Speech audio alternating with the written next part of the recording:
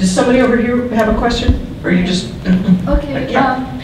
As a Catholic woman, I've struggled a lot with the contraceptive issue myself in my marriage, and reflected on the church's teaching, and my husband and I really see the wisdom of the church on that issue of marriages being open to life. And I also, during this whole process of going through that struggle, I began to also see how women accepting artificial devices and chemicals which kind of alter their, their gender nature, in a sense, we brought about marriages that in a way have become homosexual marriages.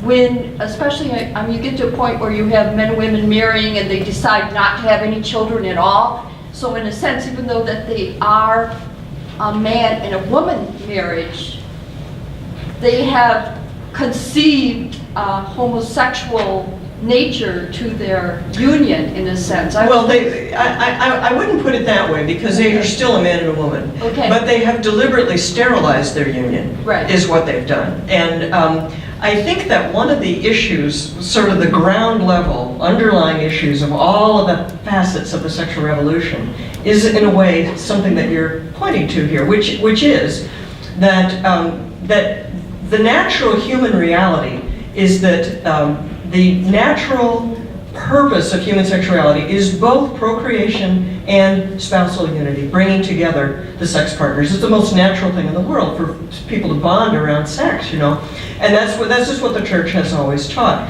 And what the sexual revolution has done is to take the procreation and sexual activity and remove it from marriage. So all of those things were all bundled under marriage, so that when you're having sex with somebody, you're having their baby and only their baby. Your love is pointed only towards them. Every child that is born to the household is everybody's child and is related to everybody already in the household. We've broken apart so many different things through different aspects of the sexual revolution, and I would summarize it this way by saying that what the sexual anarchists have tried to do is to create a world where sex is normally a sterile activity, okay, with reproduction thrown in as an afterthought if you have quirky lifestyle preferences. You're allowed to have a baby, if you really like that sort of thing. But basically, the whole society is organized around the principle that people are entitled to unlimited sexual activity without a baby ever resulting. And so, it's a big thing. It's not just this last thing of gay marriage. It's a big thing. But I wouldn't use the terms to say that they have created a homosexual marriage. They've created a sterile marriage, but they're still a man and a woman. And I think that's really important, to not lose sight of that. I guess I'm trying to point to the fact that, we should feel a little bit of humility and maybe a sense of, maybe we've opened the door to this concept. I think that's right. Let's look at it this way. We let a lot of things go by thinking it wasn't a big deal. And now at the end of the line, we can see that, we can look back and see it's been a big deal for a long time. And it's going to be really hard to retrace our steps. And I think it's important to be unashamed to say that, because a lot of times people throw this in your face. They'll say, well, there are already a lot of kids who don't have fathers, or there are already a lot of kids with problems, or whatever. And I think the proper thing to say is, yes, that's true, and we should be taking steps to do something about that. We shouldn't be careening off on another whole round of social experiments when the last ones have not really ended very well. Thank you very much. Let's not continue down that path. So, and if we do go down the path of redefining marriage to remove the gender requirement, we've just made it every bit that much more difficult to retrace our steps on any of these previous issues. And I just don't think there's any doubt about that. Yes, sir. We've got time for your question. Is there one more question over here, and then that will be the last? All right. I don't want you to maybe spend too long on this, because it could be some kind of substantial rabbit trail, but it's a great segue from where you just were. Okay.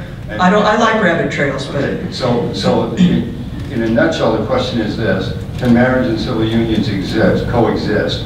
And the reason I ask that question is because it's my understanding that the basis of the overturning of Prop 8 in California was that if you have civil unions which provide all the benefits of marriage, and there's no distinction then between civil unions and marriage because they do the exact same thing, And so there's no point in having both. Do you know, that's kind of a rabbit trail and kind of not a rabbit trail. It's a rabbit trail in the sense that that was Judge Reinhardt's rather quirky opinion.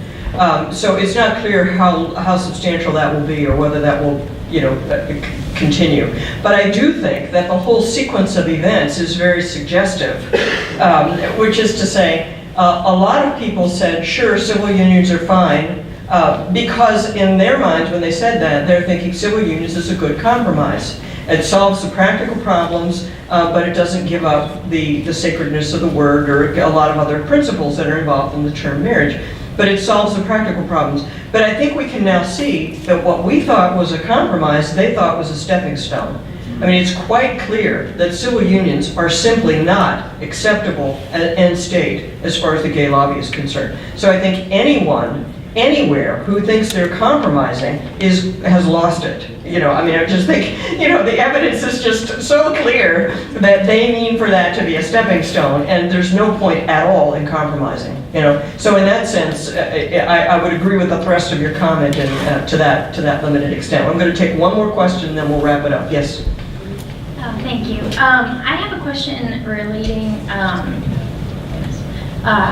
gender and sex. I know it's been coming out a lot of people, the transgender movement, and those that were homosexuals, one of them changing genders, or sexes actually, biologically. How might this affect the term one man, one woman when it comes to defining marriage?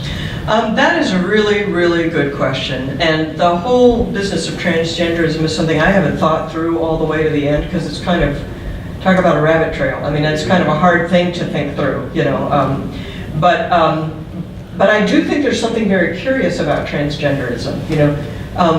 You've got people saying, I am trapped in the wrong body, and I do not want to accept myself as I am. I want to go to great lengths to change myself.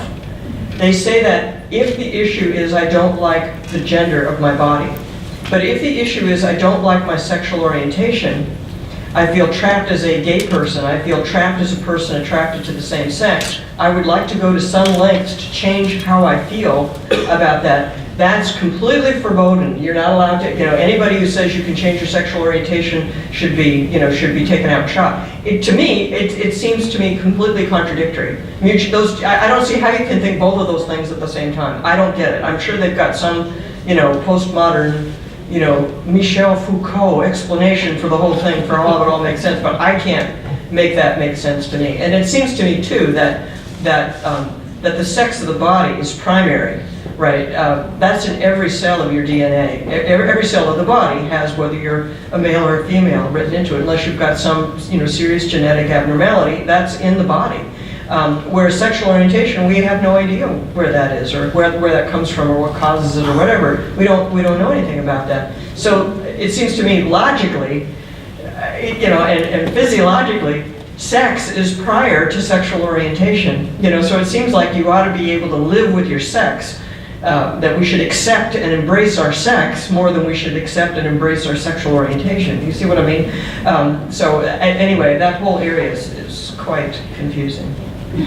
So, okay, Wendy, did you want to make a few closing remarks? We just have one more question for you guys. Oh. Thank you so much. Okay, yeah, by all means. It tags on the overturning of the Prop 8 decision. How do you think that would affect us here in New Hampshire in light of what essentially they said was that when given a constitutional right, you can't take it away?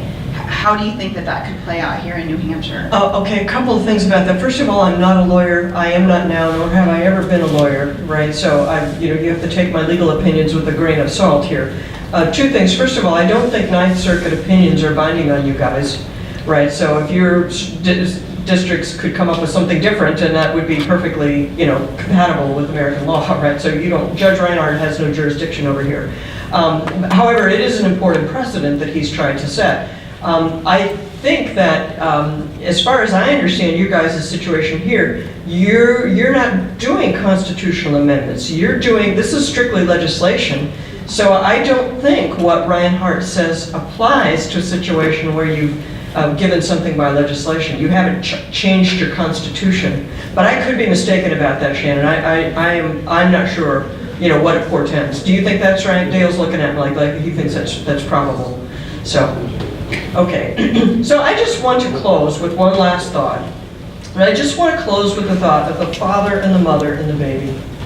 And we have this issue of, or this question of who has a right to something.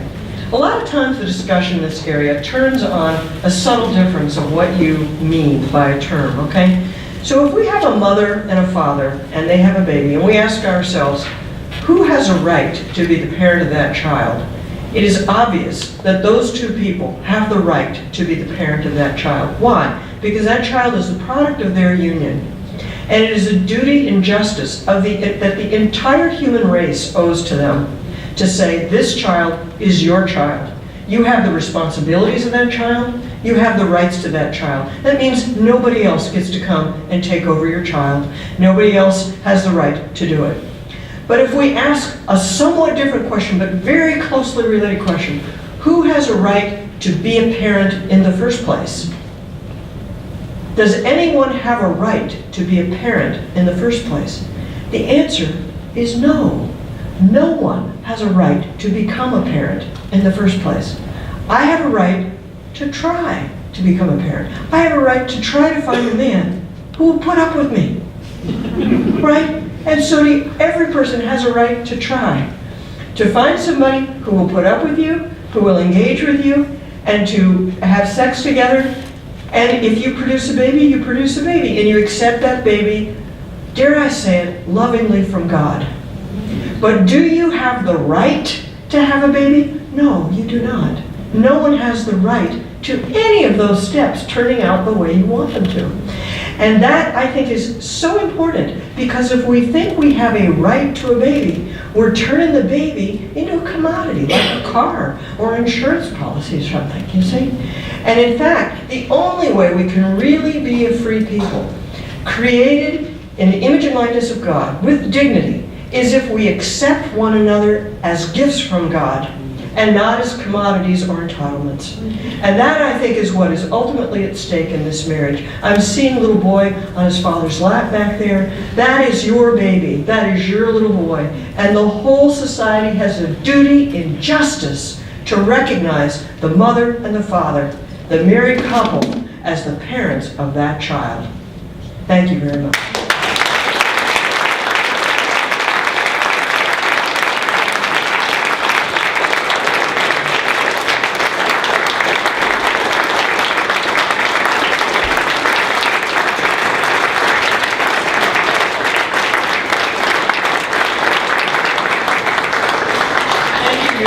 You guys, so keep those cards and letters coming. The senator asked for them. Tell your friends. Make it happen, you guys. You can do it. We can do it in California. You all can do it here.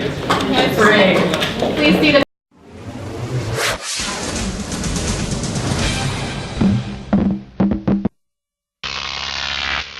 GrokTV.